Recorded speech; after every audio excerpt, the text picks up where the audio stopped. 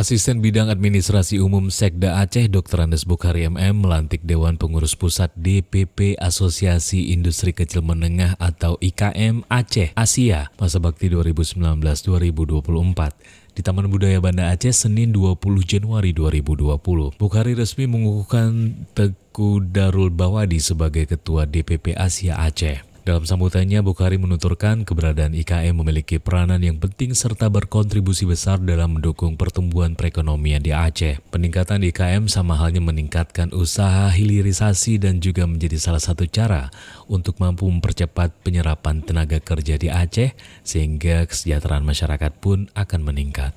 Pemerintah daerah tentunya melalui Dinas Industri dan Perdagangan Aceh itu selalu mengalokasikan dana untuk mendorong terhadap industri kecil yang ada di Aceh, terutama kaitan dengan pelaku-pelaku industri. Itu tetap diberikan pembekalan dan juga dukungan dana. Ya tentunya pemerintah daerah akan setiap tahunnya akan mengalokasikan anggarannya untuk itu. Selain anggaran, komitmen seperti apa yang sudah dikuatkan oleh pemerintah? Komitmennya seperti ini, masuk dalam hal melakukan kerjasama dengan pelaku-pelaku usaha dan juga asosiasi yang kita kukuhkan hari ini merupakan salah satu dalam upaya untuk menjadi mitra pemerintah daerah dalam mendorong perekonomian masyarakat.